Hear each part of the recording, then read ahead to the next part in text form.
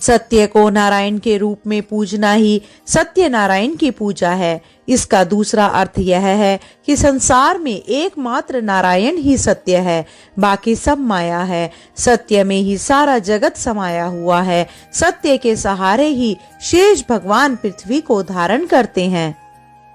श्री सत्यनारायण व्रत का वर्णन देवर्षि नारद जी के पूछने पर स्वयं भगवान विष्णु ने अपने मुख से किया है। श्री सत्यनारायण व्रत की कथा इस प्रकार है। एक बार योगी नारद जी ने भ्रमण करते हुए मृत्युलोक के प्राणियों को अपने अपने कर्मों के अनुसार तरह तरह के दुखों से परेशान होते देखा। इससे उनका सहृदय गर्वित हो उठा और वे वीणा बजाते हुए अपने परम आराध्य भगवान श्री हरि की शरण में हरि कीर्तन करते क्षीर सागर पहुँच गए और स्तुति पूर्वक बोले, हे नाथ, यदि आप मेरे ऊपर प्रसन्न हैं तो मृत्युलोक के प्राणियों की व्यथा हरने वाला कोई छोटा सा उपाय बताने की कृपा करें। तब भगवान ने कहा, हे वत्स, तुमने विश्व कल्याण की भावना से बहुत सुंदर प्रश्न किया है, अतः तुम्हें साधुवाद है। आज मैं तुम्हें ऐसा व्रत बताता हूँ जो स्वर्ग से भी दुर्लभ है और महान पुण्यदायक है और मोह के बंधन को काट देने वाला है, और वह है श्री सत्यनारायण व्रत। इसे विधि विधान से करने पर मनुष्य संसारिक सुखों को भोग कर परलोक में मोक्ष पा लेता है। इसके बाद काशीपुर नगर के एक निर्धन ब्राह्मण को भिक्षावृत्ति करते देख भगवान विष्णु स्वयं ही एक बूढ़े ब्राह्मण के रूप में उस निर्धन ब्राह्मण के पास आकर कहते हैं, हे विप्र, श्री सत्यनारायण भगवान मनोवांछित फल देने वाले हैं। तुम उनके व्रत पूजन करो, जिसे करने से मनुष्य सब प्रकार के दुखों से मुक्त हो जाता है। इस व्रत में उपवास का भी अपना महत्व है, किंतु उपवास से मात्र भोजन ना लेना ही नहीं समझना चाहिए। उपवास के समय हृदय में यह धारणा होनी चाहिए कि आज श्री सत्यनारायण भगवान हमारे पास ही विराजमान है, अतः अंदर व बाहर शुद्धता बनाई रखी जानी चाहिए और श्रद्धा विश्वास पूर्वक भगवान का पूजन कर उनकी मंगलमयी कथा का श्रवण करना चाहिए। सायंकाल में यह व्रत पूजन अधिक प्रशस्त माना जाता है। श्री सत्यनारायण की कथा बताती है कि व्रत पूजन करने से मानव मात्र का समान अधिकार है, चाहे वह निर्धन, धनवान, राजा हो या व्यवसायी, ब्राह्मण हो या अन्य वर्ग, स्त्री हो या पुरुष। यही स्पष्ट करने के लिए इस कथा में निर्धन ब्राह्मण, गरीब लकड़हारा, राजा उल्कामुख, धनवान व्यवसायी और साधु वेश्य, उसकी पत्नी लीलावती, पुत्री कलावती, राजा तुंगध्वज और गोप गणों की कथा का समावेश किया गया है। कथा सार ग्रहण करने से यह निष्कर्ष निकलता है कि जिस किसी ने सत्य के प्रति श्रद्धा विश्वास किया, उन सब के कार्य सिद्ध हो गए। जैसे लकड़हारा, गरीब ब्राह्मण, उल्कामुख, गोपगणों ने सुना कि यह व्रत सुख, सौभाग्य, संतति, संपत्ति सब कुछ देने वाला है, तो सुनते ही श्रद्धा, भक्ति और प्रेम के साथ सत्य व्रत का आचरण करने में लग गए और फलस्वरूप इहलौकिक सुख भोग कर परलोक में मोक्ष के अधिकारी हुए। साधु वेश्य ने भी यही प्रसंग राजा उल्कामुख से विधि विधान के साथ सुना, किंतु उसका विश्वास अधूरा था, श्रद्धा में कमी थी। वह कहता था कि संतान प्राप्ति पर सत्यव्रत पूजन करूंगा। समय बीतने पर उसके घर पर एक सुंदर कन्या ने जन्म लिया। उसकी श्रद्धालु पत्नी ने व्रत की याद दिलाई तो उसने कहा कि कन्या के विवाह के समय करेंगे। समय आने पर कन्या का विवाह भी हो गया, परंतु उस वेश्या ने व्रत नहीं किया। वह अपने दामाद को लेकर व्यापार के लिए चला गया। उसे चोरी के आरोप में राजा चंद्रकेतु द्वारा दामाद सहित कारागार में डाल दिया गया। पीछे घर में भी चोरी हो गई। पत्नी लीलावती और पुत्री कलावती भिक्षावृत्ति के लिए विवश हो गई। एक दिन कलावती ने किसी विप्र के घर श्री सत्यनारायण का पूजन होते देखा और घर आकर माँ को बताया। तब माँ ने अगले दिन श्रद्धा से व्रत पूजन कर भगवान से पति और दामाद के शीघ्र वापस आने का वरदान मांगा। श्री हरि प्रसन्न हो गए और स्वप्न में राजा को दोनों बंदियों को छोड़ने का आदेश दिया। राजा ने उनका धन धान्य और प्रचुर द्रव्य देखकर उन्हें विदा किया। घर आकर पूर्णिमा और संक्रांति को सत्यव्रत का जीवन पर्यंत आयोजन करता रहा। फलतः सांसारिक सुख भोग कर उसे मोक्ष प्राप्त हुआ। इस प्रकार राजा तुंगध्वज ने वन में गोपगणों को श्री सत्यनारायण भगवान का पूजन करते देखा, किंतु प्रभुता के मत से चूर राजा ना तो पूजा स्थल पर गया, ना दूर से ही प्रणाम किया और ना ही गोपगणों द्वारा दिया प्रसाद ग्रहण किया। परिणाम यह हुआ कि राजा के पुत्र, धन धान्य, अश्व गजादि सब नष्ट हो गए। राजा को अकस्मात यह आभास हुआ कि विपत्ति का कारण सत्यदेव भगवान का निरादर है। उसे बहुत पश्चाताप हुआ। वह तुरंत वन में गया। गोपगणों को बुलाकर काफी समय लगाकर सत्यनारायण भगवान की पूजा की। फिर उसने उनसे ही प्रसाद ग्रहण किया तथा घर आ गया। उसने देखा कि विपत्ति टल गई और उसकी सारी संपत्ति और जन सुरक्षित हो गए। राजा प्रसन्नता से भर गया और सत्यव्रत के आचरण में निरत हो गया और अपना सर्वस्व भगवान को अर्पित कर दिया। श्री सत्यनारायण व्रत से हमें यह शिक्षा मिलती है कि सत्य रूप ब्रह्म जीवात्मा रूप में हमारे अंदर विद्यमान है। हम सब सत्य के ही स्वरूप हैं, पर माया के वश में आकर नष्ट होने वाली वस्तुओं को संग्रह करने की सोचकर संसार में मग्न हो रहे हैं। इस अज्ञान को दूर करके सत्य को स्वीकार करना और प्रभु की भक्ति करना ही मानव का धर्म है। यही सत्यनारायण व्रत और कथा का सार है। बोलिए श्री सत्यनारायण भगवान की जय। श्रोताओं, अब हम आरंभ करते हैं श्री सत्यनारायण भगवान की दूसरी कथा का। सत्यनारायण देव का होता सब पर स्नेह, पूजे जो सच्चे हृदय से कभी ना होते कलेश। सत्य का व्रत करो सदा रखो मन में आस, संकट हरे नारायण मिलती है हरि की रास। आप सभी को पूर्णिमा की ढेर सारी शुभकामनाएं। श्री सत्यनारायण भगवान का आशीर्वाद आप सभी पर बना रहे। श्री सत्यनारायण भगवान की कथा न केवल सत्य की शक्ति का प्रतीक है, बल्कि हमें सिखाती है कि भक्ति और विश्वास के साथ जीवन के हर कष्ट को कैसे पार किया जा सकता है। सत्यनारायण भगवान की कृपा से सभी बाधाएं दूर होती हैं, जीवन में सुख शांति और समृद्धि आती है। तो आइए श्रोताओं, सत्यनारायण भगवान की इस पावन कथा को सुनकर जीवन में सत्य, शांति और समृद्धि का स्वागत करें और भगवान के आशीर्वाद से हर संकट का सामना करने की शक्ति प्राप्त करें। बोलिए गणपति भगवान की जय। जय श्री सत्यनारायण भगवान की।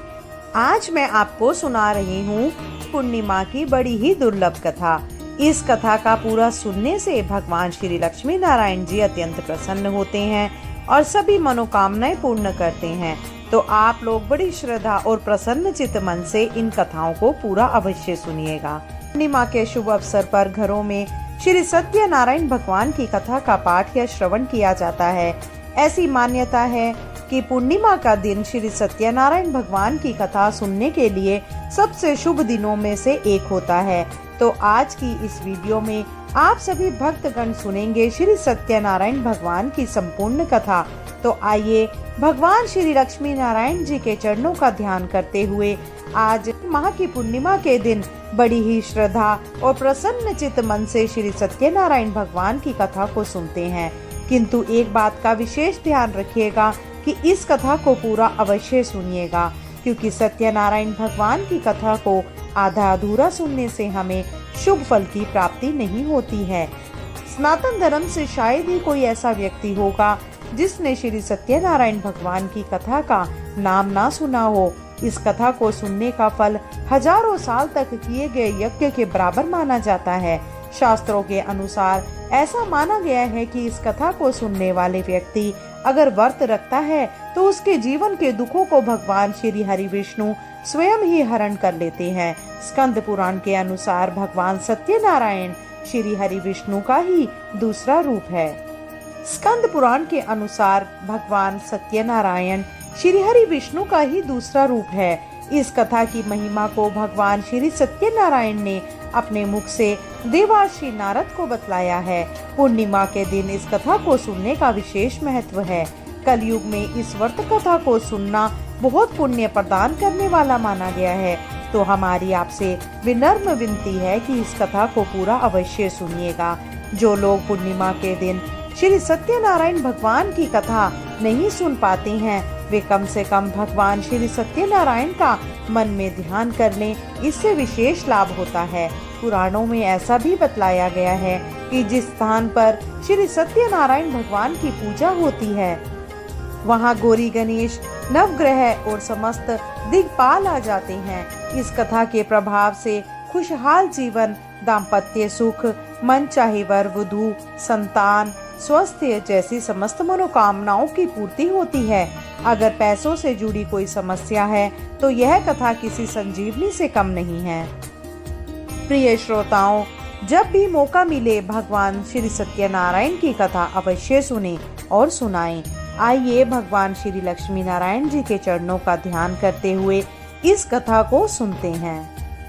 व्यास जी ने कहा, एक समय की बात है, नैमिषारण्य तीर्थ में शौनक आदि 88,000 ऋषियों ने पुराण वेदा श्री सूत जी से पूछा, हे सूत जी, इस कलयुग में वेद विद्या रहित मनुष्य को प्रभु भक्ति किस प्रकार मिलेगी तथा उनका उद्धार कैसे होगा? हे मुनि श्रेष्ठ, कोई ऐसा व्रत अथवा तप कहिए जिसके करने से थोड़े ही समय में पुण्य प्राप्त हो तथा मनवांछित फल भी मिले। हमारी प्रबल इच्छा है कि हम ऐसी कथा सुने। सर्वशास्त्र ज्ञाता जी श्री सूत जी ने कहा, हे वैष्णवों में पूज्य, आप सबने प्राणियों के हित की बात पूछी है। अब मैं उस श्रेष्ठ व्रत को आपसे कहूँगा जिसे नारद जी के पूछने पर लक्ष्मी नारायण भगवान ने उन्हें बतलाया था। कथा इस प्रकार है, आप सब सुने। एक समय देवर्षि नारद जी दूसरों के हित की इच्छा से सभी लोकों में घूमते हुए मृत्यु लोक में आ पहुँचे। यहाँ अनेक योगियों में जन्मे प्राय सभी मनुष्यों को अपने कर्मों के अनुसार कई दुखों से पीड़ित देखकर उन्होंने विचार किया कि किस यत्न के करने से प्राणियों के दुखों का नाश होगा। ऐसा मन में विचार कर श्री नारद विष्णु लोक गए। वहाँ श्वेत वर्ण तथा 4 भुजाओं वाले देवों के ईश नारायण को, जिनके हाथ में शंख, चक्र, गदा और पद थे तथा वरमाला पहने हुए थे, देखकर स्तुति करने लगे। नारद जी ने कहा, हे भगवान, आप अत्यंत शक्ति से संपन्न हैं। मन तथा वाणी भी आपको नहीं पा सकती। आपका आदि मध्य अंत भी नहीं है। आप निर्गुण स्वरूप सृष्टि के कारण भक्तों के दुखों को नष्ट करने वाले हो। आपको मेरा नमस्कार है। नारद जी इस प्रकार की स्तुति सुनकर विष्णु बोले, हे मुनि श्रेष्ठ, आपके मन में क्या है? आपका किस काम के लिए यहाँ आगमन हुआ है? निसंकोच कहें। तब नारद मुनि ने कहा कि मृत्यु लोक में सब लोग जो अनेक योनियों में पैदा हुए हैं, अपने अपने कर्मों द्वारा अनेक प्रकार के दुखों से पीड़ित है। हे नाथ, यदि आप मुझ पर दया रखते हैं तो बताइए, उन मनुष्यों के सब दुख थोड़े से ही प्रयत्न में कैसे दूर हो सकते हैं? विष्णु भगवान ने कहा, हे नारद, मनुष्यों की भलाई के लिए तुमने यह बहुत अच्छा प्रश्न किया है। जिस व्रत के करने से मनुष्य मोह से छूट जाता है, वह व्रत मैं तुमसे कहना चाहता हूँ। बहुत पुण्य देने वाला, स्वर्ग तथा मृत्यु दोनों में दुर्लभ तथा एक उत्तम व्रत है, जो आज मैं प्रेम वश होकर तुमसे कहता हूँ। श्री सत्यनारायण भगवान का यह व्रत विधि विधान पूर्वक संपन्न करके मनुष्य इस धरती पर सुख भोग कर मरने पर मोक्ष को प्राप्त होता है। श्री विष्णु भगवान के यह वचन सुनकर नारद मुनि बोले, हे भगवान, उस व्रत का फल क्या है? क्या विधान है? इससे पूर्व यह व्रत किसने किया है और किस दिन यह व्रत करना चाहिए? कृपया मुझे विस्तार से बताएं। श्री विष्णु ने कहा कि हे नारद, दुख शोक आदि दूर करने वाला यह व्रत सब स्थानों पर विजयी करने वाला है। भक्ति और श्रद्धा के साथ किसी भी दिन मनुष्य श्री सत्यनारायण भगवान की संध्या के समय ब्राह्मणों और बंधुओं के साथ धर्म परायण होकर पूजा करे। भक्ति भाव से नैवेद्य केले का फल, शहद, घी, शक्कर, गुड़, दूध और गेहूं का आटा सवाया ले। गेहूं के अभाव में साठी का चूर्ण भी ले सकते हैं। इन सबको भक्ति भाव से भगवान को अर्पण करें। बंधु बांधवों सहित ब्राह्मणों को भोजन कराएं। इसके पश्चात स्वयं भोजन करें। रात्रि में नृत्य, गीत आदि का आयोजन कर श्री सत्यनारायण भगवान का स्मरण करता हुआ समय व्यतीत करें। काली काल में मृत्यु लोक में यही एक लघु उपाय है जिससे अल्प समय तथा अल्प धन में महान पुण्य प्राप्त हो सकता है। बोलो श्री सत्यनारायण भगवान की जय। द्वितीय अध्याय। सूत जी ने कहा, हे ऋषियों, जिन्होंने पहले समय में इस व्रत को किया है उनका इतिहास कहता हूँ, आप सब ध्यान से सुने। सुंदर काशीपुरी नगरी में एक अत्यंत निर्धन ब्राह्मण रहता था। वह ब्राह्मण भूख और प्यास से बेचैन होकर पृथ्वी पर घूमता रहता था। ब्राह्मणों से प्रेम करने वाले श्री विष्णु भगवान ने ब्राह्मण को देखकर एक दिन बूढ़े ब्राह्मण का रूप धारण कर निर्धन ब्राह्मण के पास जाकर आदर के साथ पूछा, हे विरप, तुम नित्य ही दुखी होकर पृथ्वी पर क्यों घूमते हो? हे श्रेष्ठ ब्राह्मण, यह सब मुझसे कहो, मैं सुनना चाहता हूँ। दरिद्र ब्राह्मण ने कहा, मैं निर्धन ब्राह्मण हूँ, भिक्षा के लिए पृथ्वी पर फिरता हूँ। हे भगवान, यदि आप इससे छुटकारा पाने का कोई उपाय जानते हो तो कृपया कर मुझे बतलाइए। वृद्ध ब्राह्मण का रूप धारण किए श्री विष्णु भगवान ने कहा कि हे ब्राह्मण, श्री सत्यनारायण भगवान मनवांछित फल देने वाले हैं, इसीलिए तुम उनका पूजन करो। इससे मनुष्य सभी दुखों से मुक्त हो जाता है। दरिद्र ब्राह्मण को व्रत का सारा विधान बताकर बूढ़े ब्राह्मण का रूप धारण करने वाले श्री सत्यनारायण भगवान अंतर ध्यान हो गए। जिस व्रत को वृद्ध ब्राह्मण ने बतलाया है मैं उसको अवश्य करूंगा, यह निश्चय कर वह दरिद्र ब्राह्मण घर चला गया। परंतु उस रात्रि उस दरिद्र ब्राह्मण को नींद नहीं आई। अगले दिन वह जल्दी उठा और श्री सत्यनारायण भगवान का व्रत करने का निश्चय कर भिक्षा मांगने के लिए चल दिया। उस दिन उसको भिक्षा में बहुत धन मिला, जिससे उसने पूजा का सामान खरीदा और घर आकर अपने बंधु बांधवों के साथ भगवान श्री सत्यनारायण का व्रत करा। इसके करने से वह दरिद्र ब्राह्मण का सब दुखों से छूटकर अनेक प्रकार की संपत्तियों से युक्त हो गया। तभी से वह विरप हर मास व्रत करने लगा। इसी प्रकार सत्यनारायण भगवान के व्रत को जो शास्त्र विधि के अनुसार करेगा वह सब पापों से छूटकर मोक्ष को प्राप्त होगा। आगे जो मनुष्य पृथ्वी पर श्री सत्यनारायण भगवान का व्रत करेगा वह सभी दुखों से छूट जाएगा। इस तरह नारद जी ने सत्यनारायण भगवान का कहा हुआ व्रत मैंने तुमसे कहा। हे विप्रो, अब आप और क्या सुनना चाहते हैं, मुझे बतलाइए। ऋषियों ने कहा कि हे मुनि श्रेष्ठ, संसार में इस विरप में सुनकर किस किस ने इस व्रत को किया यह हम सुनना चाहते हैं, इसके लिए हमारे मन में श्रद्धा है। श्री सूत ने कहा कि हे मुनियों, जिस जिस प्राणी ने इस व्रत को किया है उन सब की कथा सुनो।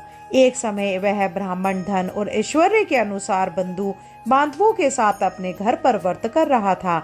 उसी समय एक लकड़ी बेचने वाला बूढ़ा व्यक्ति आया और उसने सिर पर रखा लकड़ियों का गट्ठर बाहर रख दिया और विरप के मकान में चला गया। प्यास से व्याकुल लकड़हारे ने विरप को व्रत करते देखा।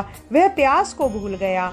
उसने उस विरप को नमस्कार किया और पूछा, हे विरप, आप यह किसका पूजन कर रहे हैं? इस व्रत से आपको क्या फल मिलता है? कृपया करके मुझे बतलाइए। ब्राह्मण ने कहा, सभी मनोकामनाओं को पूर्ण करने वाला यह श्री सत्यनारायण भगवान का व्रत है। इनकी ही कृपा से मेरे यहाँ धन धान्य आदि की वृद्धि हुई। और विरप से इस व्रत के बारे में जानकर वह लकड़हारा बहुत प्रसन्न हुआ। भगवान का चरणामृत ले और भोजन करने के बाद वह अपने घर को चला गया। अगले दिन लकड़हारे ने अपने मन में संकल्प किया कि आज ग्राम में लकड़ी बेचने से जो धन मिलेगा उसी से भगवान सत्यनारायण का उत्तम व्रत करूंगा। मन में ऐसा विचार कर वह लकड़हारा लकड़ियों का गट्ठर अपने सिर पर रख जिस नगर में धनवान लोग रहते थे वहां गया। उस दिन उसे उन लकड़ियों के चौगुने दाम मिले। वह बूढ़ा लकड़हारा अति प्रसन्न होकर पके केले, शक्कर, शहद, घी, दुग्ध, दही और गेहूं का चूर्ण इत्यादि श्री सत्यनारायण भगवान के व्रत की सभी सामग्री लेकर अपने घर आ गया। फिर उसने अपने बंधु बांधवों को बुलाकर विधि विधान के साथ भगवान का पूजन और व्रत किया। उस व्रत के प्रभाव से वह बूढ़ा लकड़हारा धन, पुत्र आदि से युक्त हुआ और संसार के समस्त सुख भोग कर बैकुंठ को चला गया। बोलो श्री सत्यनारायण भगवान की जय। तृतीय अध्याय। श्री सूत ने कहा कि हे श्रेष्ठ मुनियों, अब एक और कथा सुनाता हूँ। पूर्व काल में उल्कामुख नाम का एक बुद्धिमान राजा था। वह सत्यवक्ता और जितेंद्रिय था। प्रतिदिन देवस्थानों पर जाता और गरीबों को धन देकर उनके कष्ट दूर करता था। उसकी पत्नी सुंदर और सती साध्वी थी। भद्रशिला नदी के तट पर उन दोनों ने श्री सत्यनारायण भगवान का व्रत किया। उस समय वहां साधु नामक एक वेश्य आया। उसके पास व्यापार के लिए बहुत सा धन था। राजा को व्रत करते देख उसने विनय के साथ पूछा, हे राजन, भक्ति युक्त चित्त से यह आप क्या कर रहे हैं? मेरी सुनने की इच्छा है, कृपया आप मुझे भी बतलाइए। महाराज उल्कामुख ने कहा कि हे साधु वेश्य, मैं अपने बंधु बांधवों के साथ पुत्रादि की प्राप्ति के लिए महाशक्तिदायक सत्यनारायण भगवान का व्रत और पूजन कर रहा हूँ। राजा के वचन सुनकर साधु नामक वेश्य ने आदर से कहा कि हे राजन, मुझे भी इसका सबका विधान बतलाइए। मैं भी आपके कथानुसार इस व्रत को करूंगा। मेरे यहाँ भी कोई संतान नहीं है। मुझे विश्वास है कि इससे निश्चय ही मेरे यहाँ भी संतान होगी। आज से सब विधान सुन व्यापार से निवृत्त हो। वह वेश्या खुशी खुशी अपने घर आया। वेश्या ने अपनी पत्नी लीलावती से संतान देने वाले उस व्रत का समाचार सुनाया और प्रण किया कि जब हमारे यहाँ संतान होगी तब मैं इस व्रत को करूंगा। एक दिन उसकी पत्नी लीलावती संसारिक धर्म से प्रवृत्त होकर गर्भवती हो गई। 10वें महीने ही उसके एक सुंदर कन्या को जन्म दिया। कन्या का जन्म कलावती रखा गया। इसके बाद कलावती ने अपने पति को स्मरण दिलाया कि आपने जो भगवान का व्रत करने का संकल्प किया था, अब आप उसे पूरा कीजिए। साधु वेश्य ने कहा कि हे प्रिय, मैं कन्या के विवाह पर इस व्रत को करूंगा। इस प्रकार अपनी पत्नी को आश्वासन दे व्यापार करने चला गया और अब उसे पूरा कीजिए। काफी दिनों के पश्चात वह लौटा तो उसने नगर में सखियों के साथ अपनी पुत्री को खेलते देखा। वेश्या ने तत्काल एक दूत को बुलाकर कहा कि उसकी पुत्री के लिए कोई सुयोग्य वर की तलाश करो। साधु नामक वेश्या की आज्ञा पाकर दूत कंचन नगर पहुंचा और उनकी लड़की के लिए एक सुयोग्य वणिक पुत्र ले आया। वणिक पुत्र को देखकर साधु नामक वेश्या ने अपने बंधु बांधवों सहित प्रसन्नचित्त होकर अपनी पुत्री का विवाह उसके साथ कर दिया। वेश्या विवाह के समय भी श्री सत्यनारायण भगवान का व्रत करना भूल गया। इस पर श्री सत्यनारायण भगवान क्रोधित हो गए। उन्होंने वेश्या को श्राप दिया कि तुम्हें दारुण दुख प्राप्त होगा। अपने कार्य में कुशल साधु नामक वेश्या अपने जामाता सहित नावों को लेकर व्यापार करने के लिए समुद्र के समीप स्थित रत्नसारपुर नगर में गया। दोनों ससुर जमाई चंद्रकेतु राजा के नगर में व्यापार करने लगे। एक दिन भगवान सत्यनारायण की माया से प्रेरित एक चोर राजा का धन चुरा कर भागा जा रहा था। राजा के दूतों को अपने पीछे आते देख चोर ने घबरा कर राजा के धन को उसी नाव में छुपा कर रख दिया जहां वे ससुर जमाई ठहरे थे। ऐसा करने के बाद वह भाग गया। जब दूतों ने उस साधु वेश्या के पास राजा के धन को रखा देखा तो ससुर जमाई दोनों को बांध कर ले गए और राजा के समीप जाकर बोले, हम ये दो चोर पकड़ कर लाए हैं, कृपया बतलाएं कि इन्हें क्या सजा दी जाए। राजा ने बिना उन दोनों की बात सुने ही उन्हें कारागार में डालने की आज्ञा दे दी। इस प्रकार राजा की आज्ञा से उनको कठिन कारावास में डाल दिया गया और उनका धन भी छीन लिया गया। सत्यनारायण भगवान के श्राप के कारण साधु वेश्या की पत्नी लीलावती और पुत्री कलावती भी घर पर बहुत दुखी हुई। उनके घर में रखा धन चोरी हो गया। एक दिन शारीरिक और मानसिक पीड़ा तथा भूख प्यास से अति दुख होकर भोजन की चिंता में कलावती एक ब्राह्मण के घर गई। उसने ब्राह्मण को श्री सत्यनारायण भगवान का व्रत करते देखा। उसने कथा सुनी और प्रसाद ग्रहण कर रात को घर आ गई। माता ने कलावती से पूछा, हे पुत्री, तू अब तक कहाँ रही और तेरे मन में क्या है? कलावती बोली, हे माता, मैंने एक ब्राह्मण के घर श्री सत्यनारायण भगवान का व्रत होते देखा है।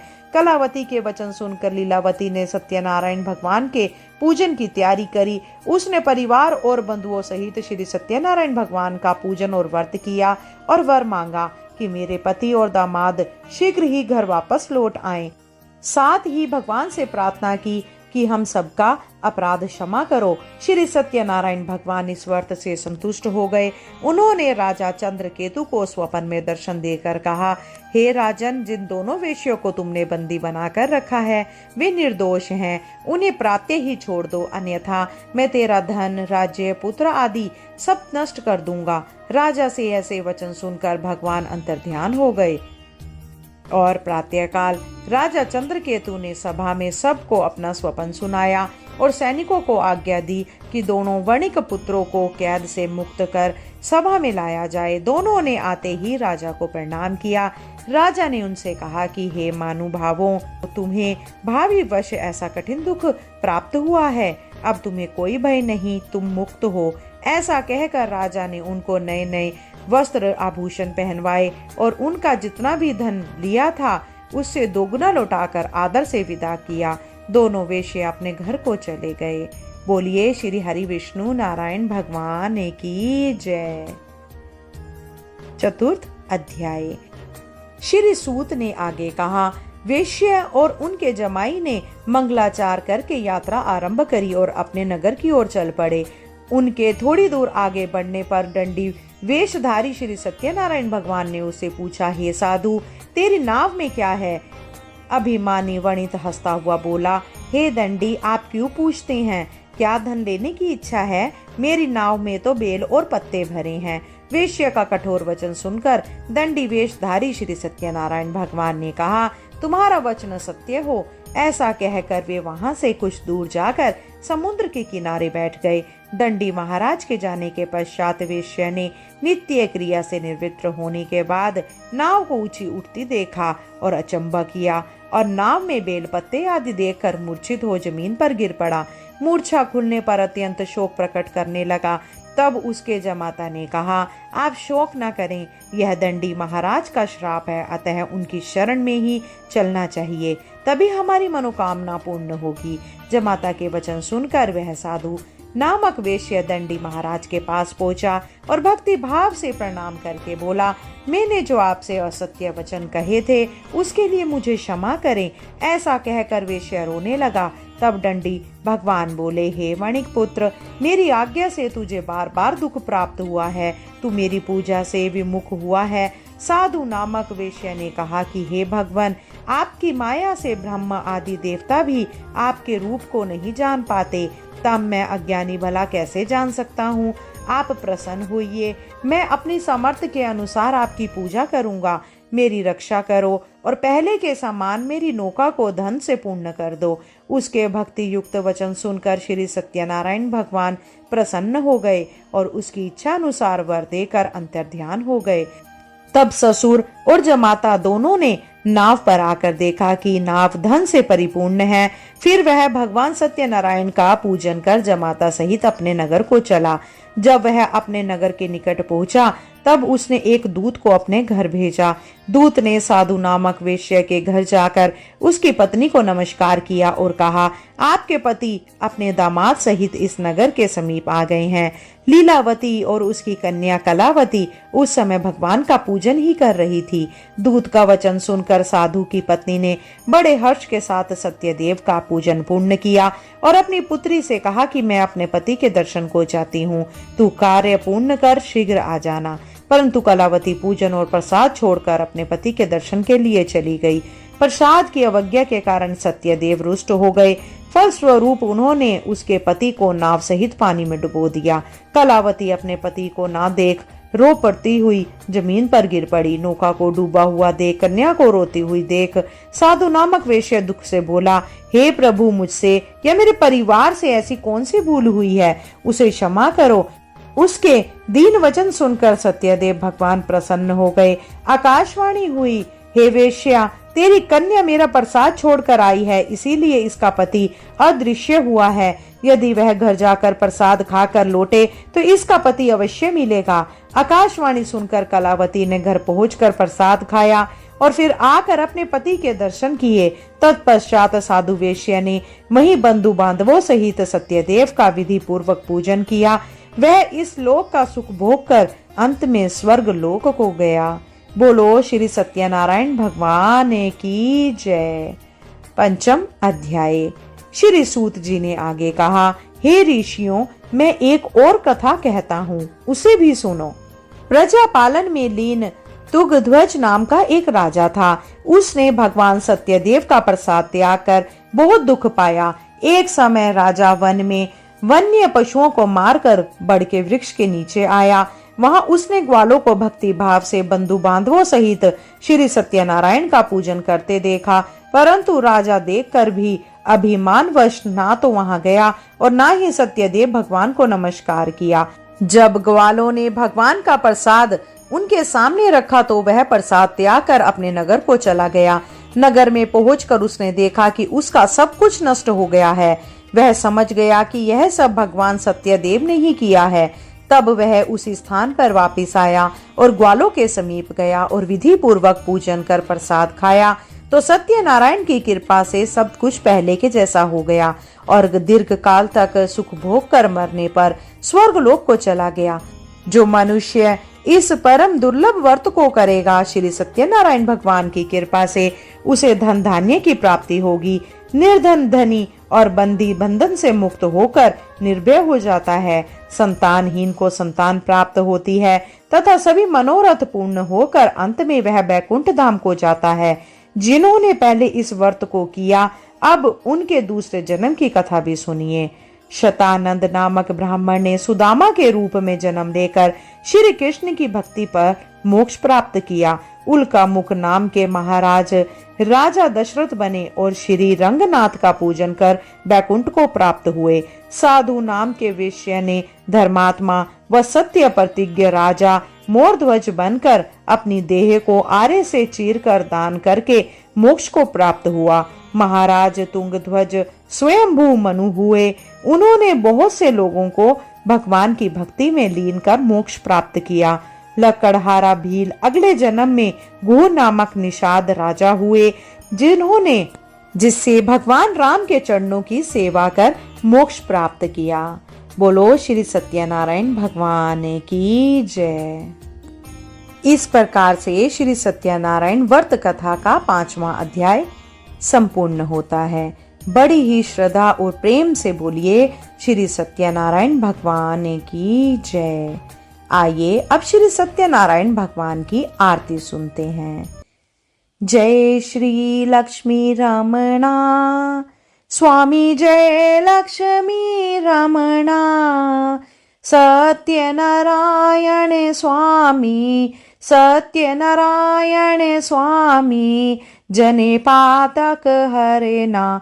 ओम जय लक्ष्मी रमणा रतन जड़ित सिंहासन अद्भुत छवि राजे, स्वामी अद्भुत छवि राजे।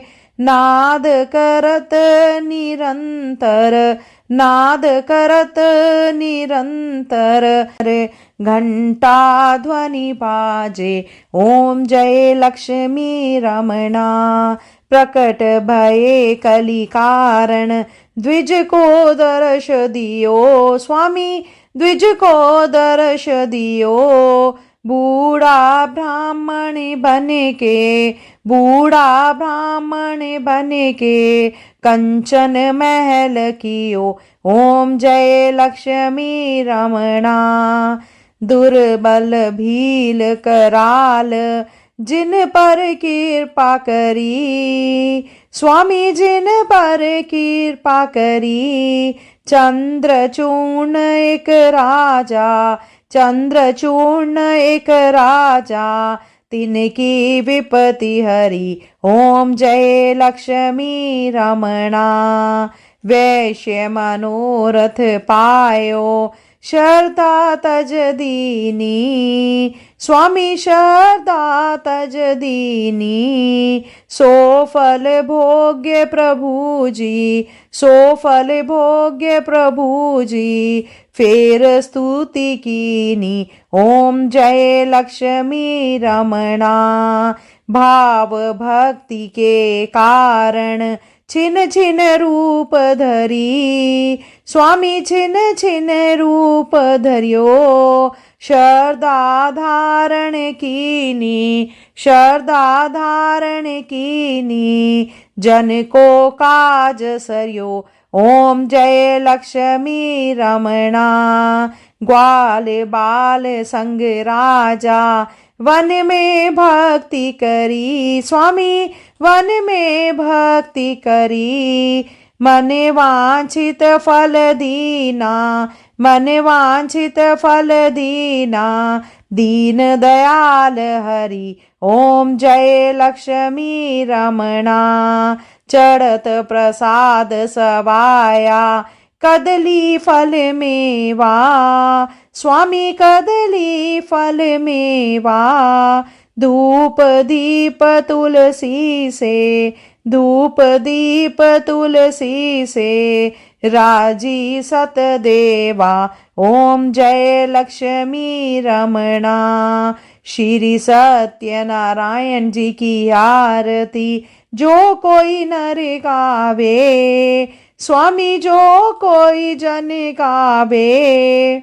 कहत शिवानंद स्वामी, कहत शिवानंद स्वामी। मन वांछित फल पावे, ओम जय लक्ष्मी रमणा। बोलिए श्री सत्यनारायण भगवान की जय। श्रोताओं, पूरी सत्यनारायण व्रत कथा का निहितार्थ यह है कि लौकिक एवं पारलौकिक हितों की साधना के लिए मनुष्य को सत्य आचरण का व्रत लेना चाहिए। सत्य ही भगवान है, सत्य ही विष्णु है। लोक में सारी बुराइयां, सारे कलेश, सारे संघर्षों का मूल कारण है सत्य आचरण का अभाव। श्री सत्यनारायण व्रत कथा पुस्तिका में इस संबंध में एक श्लोक है जिसका अर्थ है कि सत्यनारायण व्रत का अनुष्ठान करके मनुष्य सभी दुखों से मुक्त हो जाता है। कली काल में सत्य की पूजा विशेष रूप से फलदायी है। सत्य के अनेक नाम हैं, यथा सत्यनारायण, सत्य देव सनातन, सत्य रूपी विष्णु। भगवान कलयुग में अनेक रूप धारण करके लोगों को मनवांछित फल देंगे। इसी प्रकार से श्री सत्यनारायण व्रत कथा संपूर्ण हुई। जय श्री सत्यनारायण भगवान। अगर आपने कथा का आनंद लिया हो तो कृपया करके आप कमेंट बॉक्स में जय श्री सत्यनारायण भगवान अवश्य लिखिएगा। अगर आपको वीडियो पसंद आई हो तो वीडियो को लाइक करें और अधिक से अधिक लोगों में शेयर करें। साथ ही अगर आप चैनल पे नए हैं तो सब्सक्राइब अवश्य करें। श्रोताओं, आज के लिए इतना ही। जल्द मिलते हैं नई वीडियो, नई जानकारी के साथ। जब तक के लिए जय श्री कृष्णा, राधे राधे।